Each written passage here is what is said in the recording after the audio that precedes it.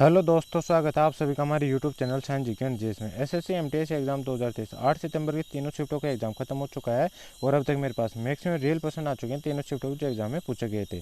तो शुरू करते हैं आज के वीडियो, दे लेते हैं आज के तीनों शिफ्टों में किस प्रकार क्वेश्चन पूछेंगे जीके एंड जीएस के। गाइस अपन शिफ्ट वाइज चलेंगे, सबसे पहले फर्स्ट शिफ्ट के क्वेश्चन देखेंगे, फिर सेकंड शिफ्ट के और फिर थर्ड शिफ्ट के क्वेश्चन देखेंगे। और मैंने सभी को पार्ट वाइज डिवाइड कर रखा है जिससे आपको अपने क्वेश्चन मैच कराने में कोई भी दिक्कत नहीं होने वाली। तो गाइस आप अपने क्वेश्चन मैच करा लेना, कमेंट बॉक्स में कमेंट करना कि आपके कितने क्वेश्चन सही हो। तो बस शुरू करते हैं आज का वीडियो, देख लेते हैं आज की सबसे पहले फर्स्ट सेट में किस प्रकार क्वेश्चन पूछे गए हैं जीके एंड जीएस के। और यदि आप उसका पीडीएफ भी देखना है तो पीडीएफ के लिए आपको डिस्क्रिप्शन टेलीग्राम चैनल का लिंक मिल जाएगा, आप उसको ज्वाइन कर लीजिए, उस पर आप उसका पीडीएफ भी मिल जाएगा। तो शुरू करते हैं आज के फर्स्ट शिफ्ट देख लेते हैं फर्स्ट शिफ्ट के क्वेश्चन। तो फर्स्ट शिफ्ट का फर्स्ट क्वेश्चन है, जानकी प्रसाद किस घराने से संबंधित है? कथक के बनारस घराने से संबंधित, तो बनारस इसका राइट आंसर हो जाएगा। कथक नृत्य संबंधित है, तो फिर क्या आपको ध्यान रखना है। नेक्स्ट क्वेश्चन है, दांडी मार्च किस आंदोलन के दौरान हुआ था? तो दांडी मार्च या दांडी सत्याग्रह की बात करें तो ये 1930 में हुआ था और ये नमक सत्याग्रह के आंदोलन के समय हुआ था, तो नमक सत्याग्रह इसका राइट आंसर हो जाएगा। ये 24 दिवसीय यात्रा थी जिसमें 12 मार्च से इसको स्टार्ट किया गया था और 5 अप्रैल 1930 को मतलब इसको चलाया गया था। तो इफेक्ट आपको ध्यान रखना है। और सैन्य आंदोलन भी इसे कहा जाता था। इसमें नेक्स्ट क्वेश्चन पूछा गया था, सांची स्तूप का निर्माण किसने करवाया था? तो सम्राट अशोक ने करवाया था सांची के स्तूप का निर्माण, और 3री शताब्दी ईसा पूर्व में बनवाए थे इसे मध्य प्रदेश के रायसेन जिले में। और कहाँ पे? बेतवा नदी किनारे वास्तुकला बौद्ध शैली में इसको बनवाया गया था। तो इफेक्ट आपको ध्यान रखना है। इसमें नेक्स्ट क्वेश्चन पूछा गया था, भारत में ड्रीम महोत्सव किस राज्य में मनाया जाता है? तो ड्रीम महोत्सव की बात मूल रूप से फसल कटाई त्यौहार है और ये अरुणाचल प्रदेश से मनाया जाता है। अरुणाचल प्रदेश इसका राइट आंसर हो जाएगा। ये 5 जुलाई को प्रत्येक वर्ष मनाया जाता है। तो इफेक्ट आपको ध्यान रखना है। इसमें नेक्स्ट क्वेश्चन है, दक्षिण और उत्तर अमेरिका के पूर्व में कौन सा महासागर है?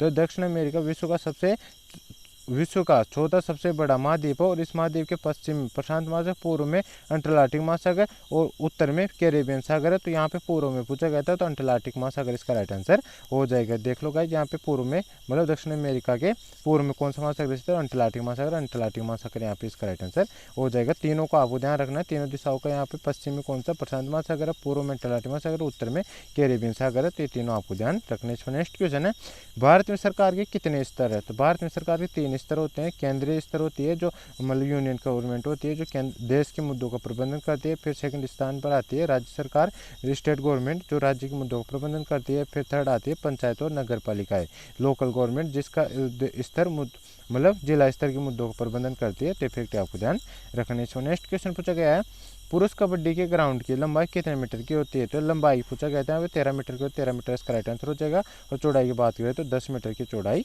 होती है। महिलाओं के लिए मेट की लंबाई की बात करें तो 12 मीटर होती है, चौड़ाई 8 मीटर होती है। तो इफेक्ट आपको ध्यान रखना। और एक कबड्डी मैच में 40 मिनट का मैच होता है जिसमें प्रत्येक 20 मिनट के 2 भाग होते हैं, यानी मतलब बीच में लंच ब्रेक होता है और फिर मतलब 20 मिनट के 2 पार्टों में मैच खेला जाता है। और इसमें कबड्डी मैच में प्रत्येक टीम में 7 खिलाड़ी होते हैं। तो इफेक्ट आपको ध्यान रखना है। इसमें नेक्स्ट क्वेश्चन है, पशुपतिनाथ मंदिर कहाँ स्थित है? नेपाल की राजधानी काठमांडू में। नेपाल राजधानी काठमांडू इसका राइट आंसर हो जाएगा। ये बागमती नदी किनारे इस मंदिर निर्माण सोमदेव राजवंश के पशु प्रेक्ष ने 3 ईसा पूर्व में करवाया था। पशुपति मंदिर को 1979 में यूनेस्को की विश्व सांस्कृतिक विरासत स्थल की सूची में शामिल किया गया है। तो इफेक्ट आपको ध्यान रखना। इस पर नेक्स्ट क्वेश्चन है, पहला जनजातीय खेल महोत्सव किस वर्ष आयोजित किया गया था? तो 9 से 12 जून 2023 को आयोजित किया गया था। 2023 इसका राइट आंसर हो जाएगा। ये मध्य एशिया में भुवनेश्वर के Kalinga institute of social science में आयोजन इसका किया गया था। तो इफेक्ट आपको ध्यान रखना। और इस जनजातीय खेल महोत्सव में ओडिशा पुरुष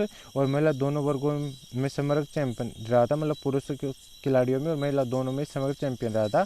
और कर्नाटक ओवरऑल इवेंट में प्रथम उपविजेता जबकि झारखंड ओवरऑल इवेंट में द्वितीय उपविजेता रहा था। तो इफेक्ट आपको ध्यान रखना। इसमें नेक्स्ट क्वेश्चन है, व्यक्तिगत आय की परिभाषा क्या है? तो व्यक्तिगत आय किसी देश के निवासियों द्वारा सामूहिक रूप से प्राप्त धन की राशि को कहा जाता है। तो ये इसका राइट आंसर हो जाएगा। इस पर नेक्स्ट क्वेश्चन है, द जोया फैक्टर उपन्यास किसके द्वारा लिखाया गया है? तो ये अनुजा चौहान के द्वारा लिखा गया है। अनुजा चौहान इसका राइट आंसर हो जाएगा। इसे 2008 में हार्पर कॉलिंस इंडिया द्वारा प्रकाशित किया गया था। तो इफेक्ट आपको ध्यान रखना। इसका नेक्स्ट क्वेश्चन है, पशुपतिनाथ मंदिर 1979 में यूनेस्को विश्व सांस्कृतिक विरासत स्थल की सूची में सूचीबद्ध किया गया है। ये गाइज ऊपर क्वेश्चन था और ये नेपाल की राजधानी काठमांडू में स्थित और बागमती नदी किनारे इस मंदिर निर्माण सोमदेव राजवंश के पशुप्रयोग से 30 सदी से पूर्व करवाया गया था और पशुपतिनाथ मंदिर 1979 यूनेस्को सूचीबद्ध किया गया है। और तमिलनाडु तंजावुर में भगवान शिव को समर्पित बृहदेश्वर मंदिर भी स्थित है, जिसे राजराजेश्वर मंदिर भी कहते हैं, क्योंकि इसका निर्माण राजराज प्रथम यानी चोल वंश के प्रथम ने करवाया था। तो ये फैक्ट आपको ध्यान रखना। और कर्नाटक में गोमतेश्वर मंदिर है जैन गुवाहाटी में, ये फैक्ट आपको ध्यान रखना। इस पर नेक्स्ट क्वेश्चन है, निम्नलिखित में से कौन सा निर्देशक सिद्धांत गांधीवादी विचारधारा पर आधारित नहीं है? तो भाई नहीं है पूछा गया था यहाँ पे, तो गांधीवादी विचारधारा पर आधारित सिद्धांत देख लेते हैं अपन। तो इनके अलावा जो भी ऑप्शन में आया होगा वो अपना राइट आंसर हो जाएगा। तो गाइस इसमें बात करें गांधीवादी सिद्धांत पर आधारित नीति निर्देशक सिद्धांतों में प्रथम आता अनुच्छेद 40 जो पंचायत संगठन है गांधीवादी विचारधारा पर आधारित है। फिर आता अनुच्छेद 40 से कुटीर उद्योग को बढ़ावा देना, यह भी गांधीवादी विचारधारा पर आधारित है। फिर आता अनुच्छेद 43 सहकारी उद्योग, यह भी गांधीवादी विचारधारा पर आधारित। फिर आता अनुच्छेद 46 SC ST और अन्य पिछड़े वर्गों का विकास, यह भी गांधीवादी विचारधारा पर आधारित है। फिर आता अनुच्छेद 47 नशीले पदार्थों का निषेध, यह भी गांधीवादी विचारधारा पर आधारित है। फिर आता है अनुच्छेद 48 गोहत्या पर प्रतिबंध, यह भी गांधीवादी विचारधारा पर आधारित है। तो ये सभी इनके अलावा जो भी ऑप्शन में आया होगा वो अपना राइट आंसर हो जाएगा, क्योंकि ये सभी अपने मतलब गांधीवादी विचारधारा पर आधारित पूछे गए हैं। इस बार नेक्स्ट क्वेश्चन है, अक्टूबर 2022 से रोहित शर्मा ने कितने T20 मैच खेले हैं? तो 400 T20 मैच खेले हैं, 400 इसका राइट आंसर हो जाएगा। ये 400 T20 मैच खेलने वाले दुनिया के 9वीं क्रिकेटर बन गए हैं, ये फैक्ट आपको ध्यान रखना। और मोस्ट T20 मैच खेलने वाले यानी सबसे ज़्यादा खेलने वाले खिलाड़ी कौन कौन से हैं? तो 614 सबसे ज़्यादा मैच खेलने वाले पोलार्ड है। फिर 556 मैच खेलने वाले DG बोर्वो है और 481 खेलने वाले मलिक है, ये थर्ड स्थान पर आते हैं गाइज। 463 खेलने वाले गेली है और पाँचवें स्थान पर आता है नरीने, ये 435 मैच खेल चुके हैं। फिर आता है बोफ्रा, ये 429 मैच खेल चुके हैं। फिर आते हैं 428 मैच के साथ 7वें नंबर पर रूसेले आते हैं। फिर 8वें नंबर पर आता है मिलर, ये 403 मैच खेल चुके हैं। और रोहित शर्मा 9वें नंबर पर आते हैं, 400 मैच कंप्लीट कर चुके हैं। तो फैक्ट आपको ध्यान रखना है। इसमें नेक्स्ट क्वेश्चन है, संगीत नाट्य अकादमी अवार्ड 2021 को 2023 में मिला है, इनमें से किसे नहीं मिला था? मीरा को नहीं मिला था, मीरा ऑप्शन दे रखा था, इनको नहीं मिला था, मीरा इसका राइट आंसर हो जाएगा। इसमें किस किस को मिला था? तो छऊ नृत्य संगीत नाटक अकादमी अवार्ड 2021 में भुवन कुमार को मिला है। कुचिपुड़ी नृत्य में N शैलजा को मिला है और 2021 वाला। और कथक नृत्य में सलमा भट्ट को मिला है, श्यामा भट्ट को मिला है। और मोहिनीअट्टम में 2021 वाला नीना प्रसाद को मिला है। तो इफेक्ट आपको ध्यान रखना। इसमें नेक्स्ट क्वेश्चन पूछा गया था, अजय सिंह हाल ही में किसके अध्यक्ष बने? तो स्पेस जेट के प्रमुख associate chamber of commerce and industry of India के नए अध्यक्ष बनाए गए हैं। तो एसोसिएट चाम को बनाए गए हैं, तो ये इसका राइट आंसर हो जाएगा। इस पर नेक्स्ट क्वेश्चन है, एन अनसुटेबल बॉय पुस्तक के लेखक कौन होता है? करण जौहर इसका राइट आंसर हो जाएगा। ये 9 जनवरी 2017 को अंग्रेजी भाषा में प्रकाशित हुई थी, ये फैक्ट आपको ध्यान रखना है। और एसुटेबल बॉय की बात करें तो ये विक्रम सेठ के उपन्यास है और ये 1993 में प्रकाशित हुआ था। मतलब एसुटेबल बॉय की बात करें तो विक्रम सेठ इनको लिखा है। और अनसुटेबल बॉय की बात करें तो करण जौहर लिखा है। इन दोनों को ध्यान रखने का, ये दोनों अलग अलग पुस्तकें हैं आपको, तो इन दोनों को ध्यान रखना। ये अनसुटेबल बॉय तो करण जौहर की है और एसुटेबल बॉय ये विक्रम सेठ की है। 1993 प्रकाशित हुई थी, 2017 में प्रकाशित हुई थी। इन दोनों को आपको ध्यान रखना है। उसके बाद बात करें तो द गोल्डन गेट ये 1986 में प्रकाशित होता है। 2007 में से भारत सरकार द्वारा भारत के चौथे सबसे बड़े नागरिक सम्मान यानी पद्मश्री से सम्मानित किया जा चुका है। तो फैक्ट आपको ध्यान रखना। इस पर नेक्स्ट क्वेश्चन है, कोशिका भित्ति की यांत्रिक शक्ति किसके जमाव के कारण होती है? तो सेलुलोज के कारण होती है, सेलुलोज इसका राइट आंसर हो जाएगा। इस पर नेक्स्ट क्वेश्चन है, गजलों के राजा किसे कहा जाता है? जगजीत सिंह को कहा जाता है, जगजीत सिंह इसका राइट आंसर हो जाएगा। जगजीत सिंह की बात करें तो जगजीत सिंह का जन्म राजस्थान में हुआ है। और चिट्ठी न कोई संदेश ये भी इनकी है और इनकी मतलब पुस्तक इनकी गजल है। और इनकी बात करें तो पंचमदा के नाम से किसे जाना जाता है? तो राहुल देववर्मन को जाना जाता है। तो इफेक्ट आपको ध्यान रखना। इस पर नेक्स्ट क्वेश्चन है, इनमें से कौन सा नृत्य जो भाव और ताल आदि के सहित हो, कोमल अंगों के द्वारा हो और जिसके द्वारा श्रृंगार आदि कोमल रसों को उद्दीपन होता हो, यह नृत्य क्या कहलाता है? तो स्त्रियों का नृत्य यानी लास्य नृत्य कहलाता है, लास्य इसका राइट आंसर हो जाएगा। इसमें नेक्स्ट क्वेश्चन है, ब्रह्म समाज की स्थापना किसने की थी? राजा राममोहन राय ने की थी 1828 में। तो राजा राममोहन राय इसका राइट आंसर हो जाएगा। सन 1815 में राजा राममोहन राय ने आत्मीय सभा की स्थापना की थी, जिसका नाम बदलकर 1828 ब्रह्म समाज रख दिया गया था। तो ये फैक्ट आपको ध्यान रखने से। नेक्स्ट क्वेश्चन है, किस नृत्य में संस्कृत में आगे की ओर ले जाना अर्थ है? तो गाइस कौन सा नृत्य में होता है, इसके ऑप्शन मुझे नहीं मिला है, इसको ऑप्शन के आधार पर आपको सोल्व करना था। तो ऑप्शन के हाथ में थे, इसमें आपको याद हो तो आपका जरूर बताना है। इसको नेक्स्ट क्वेश्चन देख लेते हैं। अब मानसून की वापसी या वापसी का मौसम के महीनों के दौरान होता है, या मानसून की वापसी के महीनों के दौरान होती है? तो अक्टूबर और नवंबर के महीने के दौरान होता है। तो अक्टूबर नवंबर महीने इसका राइट आंसर हो जाएगी। इसको नेक्स्ट क्वेश्चन है, निम्नलिखित में से कौन भारत का पश्चिमी तट का बंदरगाह है? तो पश्चिम तट के बंदरगाह की बात करें तो 6 प्रमुख बंदरगाह है पश्चिम तट के। उनमें कौन कौन से आते हैं? कांडला पोर्ट आता है जो गुजरात है, मुंबई आता है, मुंबई वाला पोर्ट आता है जो महाराष्ट्र में, नवसेवा पोर्ट है, नवसेवा में स्थित पोर्ट है जवाहरलाल नेहरू बंदरगाह है, मुरमार्गो बंदरगाह ये न्यूमोर मैंगलोर मतलब बेंगलोर कर्नाटक में स्थित है, और कोच्चि ये केरल में स्थित बंदरगाह है। तो ये सभी 6 बंदरगाह जो मतलब पश्चिम के बंदरगाह, तो इनमें से एक ऑप्शन में आएगा। कौन सा ऑप्शन में आया था आपका कमेंट बॉक्स में बताना, वो अपना राइट आंसर हो जाता है। और भारत में मतलब सागरमाला परियोजना तहत 6 नए मेगा बंदरगाह विकसित किए जाने, ये फैक्ट आपको ध्यान रखना है। और पूर्वी तट के बंदरगाहों की बात करें तो पूर्वी तट के 6 बंदरगाहों कौन कौन से? चेन्नई है, तूतीकोरिन है, विशाखापट्टनम, पारादीप, कोलकाता है, और ओन्नूर के बंदरगाह, ये सभी आपको ध्यान रखना है। ये पूर्वी तट के 6 बंदरगाह और ऊपर वाले पश्चिमी तट के 6 बंदरगाह, ये 12 बंदरगाहों को आपको ध्यान रखना है। और मुंबई भारत का सबसे बड़ा प्राकृतिक बंदरगाह, तो फैक्ट आपको ध्यान रखना है। गाइस यहाँ पे अपने फर्स्ट शिफ्ट के क्वेश्चन समाप्त हो चुके हैं। अब सेकंड शिफ्ट के क्वेश्चन देख लेते हैं। सेकंड शिफ्ट में किस प्रकार क्वेश्चन पूछे गए हैं देखिए एनजीएस को। सेकंड शिफ्ट का फर्स्ट क्वेश्चन है, विश्व की सबसे ऊंची नौगम्य झील कौन सी है? तो टिटिकाका झील है, टिटिकाका झील इसका राइट आंसर हो जाएगा, जो पेरू एवं बोलिविया की सीमा पर स्थित एक झील है। और यह इसकी ऊंचाई समुद्र तल से कितनी है? 3812 मीटर है। तो फैक्ट आपको ध्यान रखना है। इसका नेक्स्ट क्वेश्चन है, 2021-22 FIH federation Indian hockey rising star of the year का खिताब किसने जीता है? तो मुमताज खान ने जीता, मुमताज खान इसका राइट आंसर हो जाएगा। और इसके बाद नेक्स्ट क्वेश्चन है, एस एंगेट्स ओट्स किसके आत्मकथा थी? सानिया मिर्जा की है, सानिया मिर्जा इसका राइट आंसर हो जाएगा। इसमें नेक्स्ट क्वेश्चन है, स्वर्ण जयंती शहरी रोजगार योजना को कब शुरू किया गया था? तो 1 दिसंबर 1993 शुरू किया गया था, 1997 इसका राइट आंसर हो जाएगा। इस योजना का मुख्य उद्देश्य भारत के शहरों और कस्बों में शहरी गरीबों को लाभकारी रोजगार प्रदान करने का मुख्य उद्देश्य था। तो फैक्ट आपको ध्यान रखना है। इसमें नेक्स्ट क्वेश्चन, कौन सा भारतीय शहर 2023 स्क्वैश विश्व कप की मेजबानी किया है? तो चेन्नई तमिलनाडु किया, तो चेन्नई तमिलनाडु इसका राइट आंसर हो जाएगा। इसमें नेक्स्ट क्वेश्चन है, अगस्त 2022 में किस झारखंड के पूर्व राज्यपाल का लखनऊ में निधन हो गया है? तो सैयद सिबते रज्जी का हो गया है, तो सैयद सिबते रज्जी इसका राइट आंसर हो जाएगा, जो 2004 से 2009 तक झारखंड के उपराज्यपाल रहे थे, मतलब झारखंड राज्यपाल रहे थे। तो ये इसका राइट आंसर हो जाएगा। इसमें नेक्स्ट क्वेश्चन है, राठवानी खेर होली यानी रंगों का त्यौहार के अवसर पर इस नृत्य को किया जाता है, किस राज्य का यह लोक नृत्य है? तो ये गुजरात का लोक नृत्य, गुजरात इसका राइट आंसर हो जाएगा। गुजरात के प्रसिद्ध लोक नृत्य की बात है, गरबा है, डांडिया, भवैया, तिपनिया, पदर है, हुडो है, ये भी आपको ध्यान रखने। इसमें नेक्स्ट क्वेश्चन है, मन्ना डे का संबंध किससे है? तो भारतीय सिनेमा जगत में हिंदी एवं बांग्ला फिल्मों में सुप्रसिद्ध पार्श्व गायक है। तो ये इसका राइट आंसर हो जाएगा। और उनका वास्तविक नाम की बात करें तो प्रबोध चंद्र डे था। और मन्ना डे फिल्मों में उल्लेखनीय योगदान के लिए 1971 में पद्मश्री से सम्मान और 2005 में पद्म भूषण पुरस्कार से सम्मानित किया जा चुका है इनको। और 2007 में उन्हें फिल्मों सर्वोच्च सम्मान दादा साहेब फाल्के पुरस्कार भी प्रदान किया गया है। तो फैक्ट आपको ध्यान रखना। इसमें नेक्स्ट क्वेश्चन है, भारतीय राष्ट्रीय कांग्रेस की पहली महिला अध्यक्ष कौन है? तो एनी बेसेंट है, एनी बेसेंट इसका राइट आंसर हो जाएगा। और भारतीय राष्ट्रीय कांग्रेस का गठन 1885 में हुआ था, और 1885 में इसका प्रथम अधिवेशन हुआ था मुंबई में, जो इसकी अध्यक्षता डब्ल्यू बनर्जी द्वारा की गई थी। और पहले सत्र में 72 प्रतिनिधियों ने भाग लिया था। द्वितीय सत्र की बात करें तो 1886 में कलकत्ता में होता है, इसकी अध्यक्षता दादा भाई नौरोजी ने की थी। और राष्ट्रीय कांग्रेस राष्ट्रीय सम्मेलन था इसमें, यह भी आपको ध्यान रखना। और थर्ड सम्मेलन की बात करें तो 1887 में मद्रास में हुआ था, और सैयद बदरुद्दीन तैयबजी ने इसकी अध्यक्षता की थी। और मुसलमानों से अन्य राष्ट्रीय नेताओं से हाथ मिलाने की इसमें अपील की गई थी। तो फैक्ट आपको ध्यान रखना। इस पर नेक्स्ट क्वेश्चन है, कर्नाटक संगीत के लिए भारत रत्न किसे मिला? तो MS सुब्बलक्ष्मी मिला 1998 में। तो MS सुब्बलक्ष्मी इसका राइट आंसर हो जाएगा। इनकी बात करें तो वह भारत के सर्वोच्च नागरिक सम्मान यानी भारत रत्न से सम्मानित होने वाली पहली संगीतकार थी, और वह 1974 रेमन मैग्सेसे प्राप्त करने वाली भी पहली भारतीय संगीतकार है।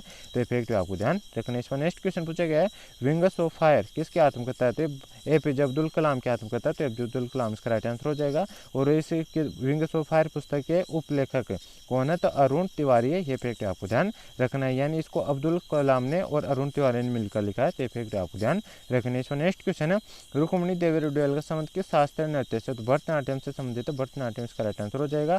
भरतनाट्यम नृत्य की बात करें तो 1956 कला के क्षेत्र में इनको मतलब रुक्मिणी देवी रुडेल को 1956 में पद्म भूषण मिला, 1957 संगीत नाटक अकादमी अवार्ड से सम्मानित किया जा चुका है। और भरतनाट्यम नृत्य की बात करते हैं 2000 साल पुराना नृत्य और भारत में सबसे पुराने जीवित शास्त्रीय नृत्यों में से भी ये एक है, तो ये फैक्ट आपको ध्यान रखना है। और तमिलनाडु राज्य का ये एक शास्त्रीय नृत्य है, ये फैक्ट आपको ध्यान रखना है। और भरतनाट्यम नृत्य के प्रमुख कलाकारों की बात करते हैं, इसमें आते हैं पदम सुब्रमण्यम आते हैं, अल्लारमेल वल्ली आती है, यामिनी कृष्णमूर्ति आते हैं, अनीता रत्नम आती है, मृणालिनी साराभाई आती है, मल्लिका साराभाई आती है, मीनाक्षी सुंदर पिल्लई आती है, सोनल मानसिंह आती है, वैजयंती माला आती है, सोपन सुंदरी आती है, रोहित काम आती है, लीला सैमसन बाला सरस्वती आदि इसमें शामिल है, तो ये फैक्ट भी आपको ध्यान रखना है। इसमें नेक्स्ट क्वेश्चन है, अमनप्रीत सिंह ISSF 2023 में कितने मीटर के लिए गोल्ड मेडल जीता है, तो कितने मीटर के लिए जीता है, 25 मीटर के लिए जीता है, 25 मीटर इसका राइट आंसर हो जाएगा। इसमें नेक्स्ट क्वेश्चन, भारत में आर्म्स एक्ट किस वर्ष लागू हुआ था, तो 1878 में लागू हुआ था, 1878 इसका राइट आंसर हो जाएगा। किसने लागू किया था, लॉर्ड लिटन ने इसको लागू किया था 1878 में, भारतीय शस्त्र अधिनियम पारित किया था, जिसके अनुसार भारतीयों को लिए बिना लाइसेंस के हथियार रखना आपराधिक अपराध था, तो इफेक्ट आपको ध्यान रखना। और यह सिर्फ मतलब भारतीयों पर लागू था, अंग्रेजों पर यह लागू नहीं था। और इसको लॉर्ड लिटन ने कार्यकाल की बात करें तो भारत में कब तक रहा था, 1876-1880 तक रहा था। और वर्नाकुलर प्रेस एक्ट भी 1878 में इसी ने पारित किया था, तो इफेक्ट आपको ध्यान रखने। इस पर नेक्स्ट क्वेश्चन है, रविन्द्रनाथ टैगोर ने किस कथक नर्तकी को सम्राज्ञी मतलब नृत्य की सम्राज्ञी की उपाधि दी थी, तो किसको दी थी, सितारा देव को दिया था, सितारा देव इसका राइट आंसर हो जाएगा।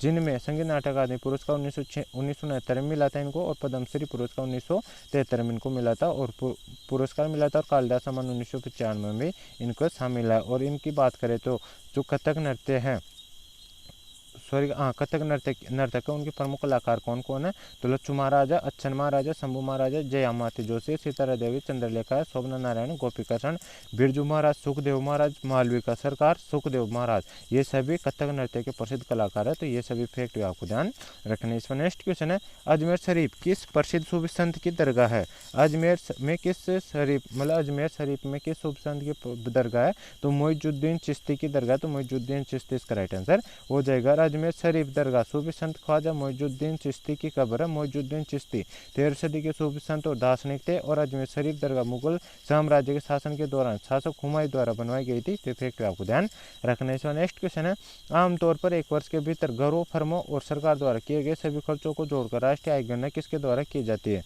तो एक्सपेंडिचर मेथड के द्वारा यानी व्यय विधि के द्वारा की जाती है, तो ये इसका राइट आंसर हो जाएगा। इसमें नेक्स्ट क्वेश्चन है, स्वेक्स विश्व कप 2023 का चौथा संस्करण का आयोजित किया गया था, चेन्नई तमिलनाडु में आयोजित किया था, चेन्नई तमिलनाडु इसका राइट आंसर हो जाएगा। पहला की बात करें तो पहला स्क्वैश विश्व कप 1996 मलेशिया में खेला गया था, जिसे ऑस्ट्रेलिया ने जीता था।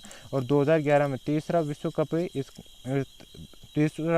इसका चेन्नई में आयोजित हुआ था, और इसका आयोजन विश्व स्क्वैश फेडरेशन द्वारा किया गया था। और यह भारत सहित इसमें 8 देशों ने इस टूर्नामेंट में भाग लिया था। वो कौन कौन से देश है, भारत एक हांगकांग, जापान, मलेशिया, मिस्र, दक्षिण अफ्रीका, ऑस्ट्रेलिया और कोलंबिया, ये 8 देशों ने इसमें भाग लिया था।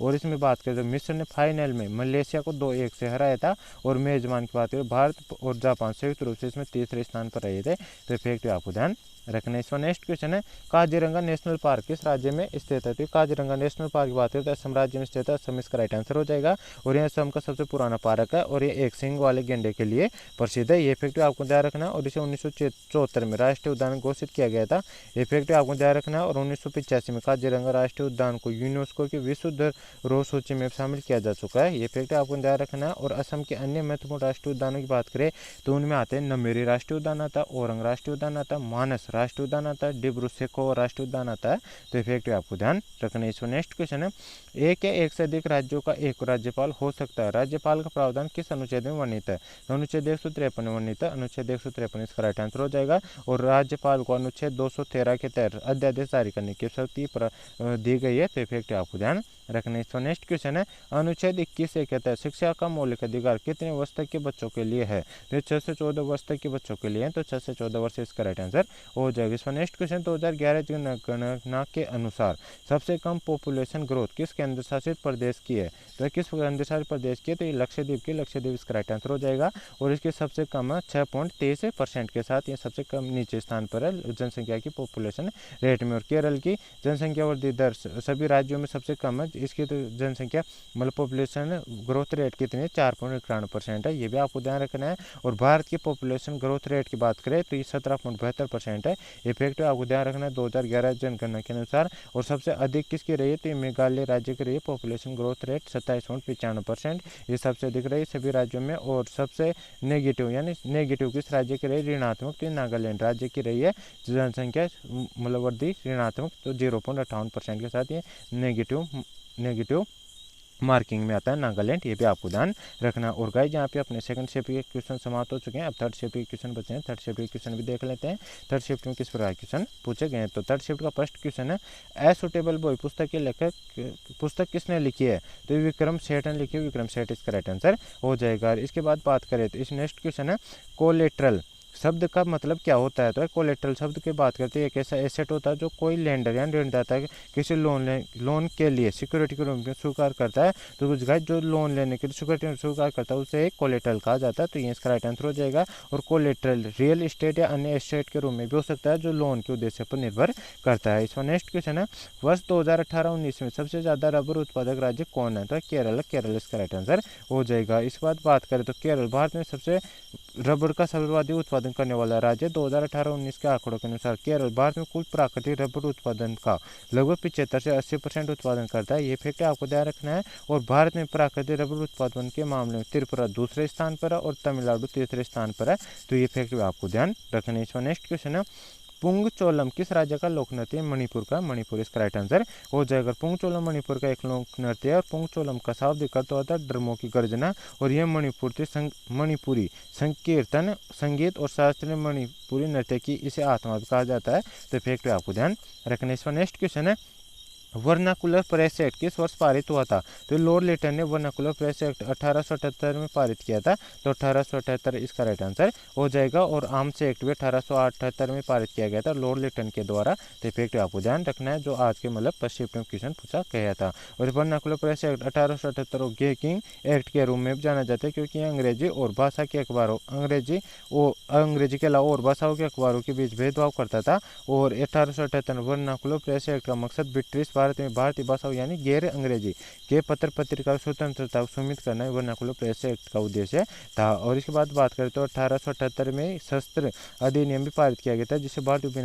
बिना किसी लाइसेंस के हथियार ले जाने पर रोक लगा दी गई थी, तो फैक्ट आपको ध्यान रखना है। और इसका मतलब लॉर्ड लिटन के उत्तराधिकारी था लॉर्ड रिफन के द्वारा 1881 में इसको निरस्त कर दिया गया था, तो फैक्ट आपको ध्यान रखना है। इसका नेक्स्ट क्वेश्चन है विंग्स ऑफ फायर पुस्तक के लेखक कौन है, तो एपीजे अब्दुल कलाम, एपीजे अब्दुल कलाम इसका राइट आंसर हो जाएगा। 2002 से 2007 तक ये भारत के राष्ट्रपति भी रह चुके हैं 11वें क्रम के, तो फैक्ट आपको ध्यान रखना है। इस पर नेक्स्ट क्वेश्चन है भारत के किस राज्य में काल वैसाखी सेवाएं आमतौर पर ग्रीष्म ऋतु के दौरान प्रचलित होती है, तो ये पश्चिम बंगाल में होती है, पश्चिम बंगाल इसका राइट आंसर हो जाएगा। ये मार्च अप्रैल तक होने वाली बारिश या पूर्व मानसून वर्षा को पश्चिम बंगाल में काल वैसाखी कहा जाता है और केरल में इसमें कॉफी सावर कहा जाता है, तो फैक्ट आपको ध्यान रखना। और काल वैसाखी की बात करें तो काल वैसाखी सेवाएं बिहार और झारखंड क्षेत्र से निकलती है और ये पूर्व की ओर बहती है और पश्चिम बंगाल और असम से ये टकराती है, तो फैक्ट आपको ध्यान रखना। इसका नेक्स्ट क्वेश्चन है मानव विकास सूचकांक में इंडिया के बाद किस देश का स्थान रहा है, तो मानव विकास सूचकांक भारत 191 देशों में से 132वें पायदान पर रहा है। और इस पर बात करें तो यह एशियाई देशों में मतलब भारत से ऊपर कौन से देश रहे हैं, भारत के बाद कौन से देश रहे हैं, तो भारत के बाद का जो एशियाई देशों में श्रीलंका 73 स्थान पर, चीन 79 स्थान, बांग्लादेश 129वें स्थान पर और भूटान 127वें स्थान पर रहा, तो इनमें से जो भी ऑप्शन आया होगा वो अपना राइट आंसर हो जाएगा। भारत से ऊपर यानी भारत से ऊपर की बात करें जब इसमें पाकिस्तान 161वें स्थान पर रहा, नेपाल 143वें स्थान पर रहा और म्यांमार 149वें स्थान पर रहा है, तो इफेक्ट आपको ध्यान रखना। और यह रिपोर्ट की बात करें तो इस रिपोर्ट को हर साल यूएनडीपी द्वारा प्रकाशित किया जाता है, तो इफेक्ट आपको ध्यान रखना। इस पर नेक्स्ट क्वेश्चन है ज्योतिराराजी याराजी का संबंध किस खेल से थे? एथलीटों से संबंधित है। एथलीट यानी दौड़ करने वाले खिलाड़ी संबंधित है, तो ये इसका राइट आंसर एथलीट इसका राइट आंसर हो जाएगा। ये केवल 20 साल की उम्र में याराजी वर्तमान महिलाओं की 100 मीटर बाधा दौड़ में सबसे तेज भारतीय हैं, तो इफेक्ट आपको ध्यान रखना है। इसका नेक्स्ट क्वेश्चन है, खेलो इंडिया विंटर गेम्स की शुरुआत किस वर्ष हुई थी? तो 2020 में हुई थी, 2020 इसका राइट आंसर हो जाएगा। इसका नेक्स्ट क्वेश्चन आता है अपना, निम्नलिखित में से किस राज्य में लोसांग त्योहार प्रतिवर्ष आयोजित किया जाता है? तो सिक्किम में आयोजित किया जाता है, सिक्किम इसका राइट आंसर हो जाएगा। लोसांग त्योहार भूटिया जनजाति का सिक्किम नववर्ष है, जिसे प्रतिवर्ष दिसंबर के महीने में मनाया जाता है। यह त्योहार तिब्बती नववर्ष और लोसार के रीति रिवाजों को और अनुष्ठानों द्वारा ग्रहण किया गया है, और यह त्योहार सिक्किम में फोडोग और रूमटेक मठों में आयोजित किया जाता है, तो इफेक्ट आपको ध्यान रखने। इसका नेक्स्ट क्वेश्चन है, कथक शब्द का अर्थ क्या है? तो कथक एक प्रमुख प्राचीन भारतीय शास्त्रीय नृत्य और माना जाता है कि इसकी शुरुआत भारत में घुमंतु कवियों से हुई है, जिन्हें कथक कहा जाता है, जिसका अर्थ क्या होता है? कहानीकार होता है। तो कहानीकार ऑप्शन में दे रखा था, तो कहानीकार इसका राइट आंसर हो जाएगा। इन कथाकारों ने प्रारंभिक ग्रीक थिएटर की तरह यात्रा की और संगीत, नृत्य और गीतों के माध्यम से कहानियों को संप्रेषित किया, इसलिए इन्हें इसका अर्थ कहानीकार होता है। कथक का शब्द अर्थ क्या हो जाएगा? कहानीकार इसका राइट आंसर हो जाएगा। इसमें नेक्स्ट क्वेश्चन है, खुदाई खिदमतगार आंदोलन की स्थापना किसने की थी? खान अब्दुल गफ्फार खान ने की थी, तो ये इसका राइट आंसर हो जाएगा। खान अब्दुल गफ्फार खान खुदाई खिदमतगार आंदोलन के संस्थापक थे और उत्तर पश्चिम सीमा प्रांत में पश्तून स्वतंत्रता सेनानी अब्दुल गफ्फार खान महात्मा गांधी के अनुयायी थे और उन्हें फ्रंटियर गांधी भी कहा जाता है। और 1929 में गफ्फार खान ने पश्तूनों के बीच लाल शर्ट आंदोलन यानी खुदाई खिदमतगार की स्थापना की थी। वर्ष 1987 में भारत सरकार ने उन्हें देश के सर्वोच्च नागरिक सम्मान यानी भारत रत्न से सम्मानित किया था, तो इफेक्टिव आपको ध्यान रखना। इसका नेक्स्ट क्वेश्चन पूछा गया था, बजट की परिभाषा क्या है? तो भाई बजट की परिभाषा की बात है, बजट एक निश्चित अवधि में सरकार की आय और व्यय का लेखा जोखा होता है, अर्थात बजट में यह बताया जाता है कि सरकार के पास रुपया कहाँ से आया और कहाँ गया, यह इसकी परिभाषा होती है, तो ये इसका राइट आंसर हो जाएगा। बजट शब्द की अंग्रेजी शब्द के बुगेटो से लिया गया है, जिसकी उत्पत्ति फ्रेंच शब्द बुगेटो से हुई है। बुगेटो शब्द भी बुगे से बना है, जिसका अर्थ होता है चमड़े का थैला, बैग, चमड़े का बैग इसका अर्थ होता है। और भारत संविधान के अनुच्छेद 112 में भारत के केंद्रीय बजट को वार्षिक वित्तीय विवरण के रूप में निर्दिष्ट किया गया है, यानी भारतीय संविधान में बजट शब्द का उल्लेख कहीं भी नहीं किया गया है, बजट शब्द की जगह वार्षिक वित्तीय विवरण का प्रयोग किया गया है अनुच्छेद 12 में, तो इफेक्ट आपको ध्यान रखना है। जो भारतीय गणराज्य का वार्षिक बजट होता है, जिसे प्रत्येक फरवरी के पहले कार्य दिवस यानी 1 फरवरी को भारत के वित्त मंत्री द्वारा संसद में पेश किया जाता है, तो इफेक्ट आपको ध्यान रखना है। इसका नेक्स्ट क्वेश्चन है, मेरे देश की धरती सोना उगले उगले हीरा मोती गाना के गायक कौन है? तो महेंद्र कपूर इसका राइट आंसर हो जाएगा। यह 1967 में आई फिल्म उपकार फिल्म का ये गाना है। और इसकी बात करें तो इसके डायरेक्टर कौन है? इस फिल्म के मनोज कुमार है, और इस गीत को कलमबद्ध किया है जाने माने गीत इंदिवर ने किया है, और महेंद्र कपूर ने अपने दिल के आवाज इस गीत को अमर कर दिया है, ये इफेक्ट आपको ध्यान रखना है। इस गीत की बात करें तो गीत को संगीत सजाया है मशहूर संगीतकार जोड़ी कल्याण जी आनंद जी ने, ये इफेक्ट आपको ध्यान रखना है। इसका नेक्स्ट क्वेश्चन है, रानी मचैया को पद्मश्री अवार्ड किस वर्ष मिला था? 2023 में मिला था, 2023 इसका राइट आंसर हो जाएगा। उम्माथ की रानी के नाम से मशहूर मचैया ने कावेरी कला वृंदा की भी स्थापना की थी, तो इफेक्ट आपको ध्यान रखना है। तो गाइज ये था आज के तीनों शिफ्टों का full paper analysis. I hope आपको वीडियो पसंद आएगा। वीडियो पसंद आए तो वीडियो को लाइक करें, चैनल पर पहले बार आए चैनल को सब्सक्राइब कर बेल आइकन ऑन कर ले, ताकि मैं जैसे आपका नेक्स्ट एग्जाम खत्म होगा कल का, तो मैं उसका एनालिसिस लेके आऊँगा, तो उसका नोटिफिकेशन आप तक पहुँच जाएगा और आप सबसे पहले एनालिसिस देख सकेंगे। और गाइज यदि आपको इसका पीडीएफ चाहिए तो मैंने डिस्क्रिप्शन टेलीग्राम चैनल का लिंक दे रखा, मैंने उस पर इसका पीडीएफ डाल दिया, आप उस पर जाकर इसका पीडीएफ भी देख सकते हो। तो गाइज मिलते हैं नेक्स्ट वीडियो में, तब तक के लिए जय हिंद जय भारत। चैनल पर चैनल को सब्सक्राइब कर बेल आइकन ऑन कर लेना, वीडियो को अपने दोस्तों के साथ शेयर कर देना, ताकि उनको पता चल सके कि एग्जाम में किस लेवल के और कहाँ से क्वेश्चन पूछे जा रहे हैं। मिलते हैं नेक्स्ट वीडियो में, तब तक के लिए जय हिंद जय भारत।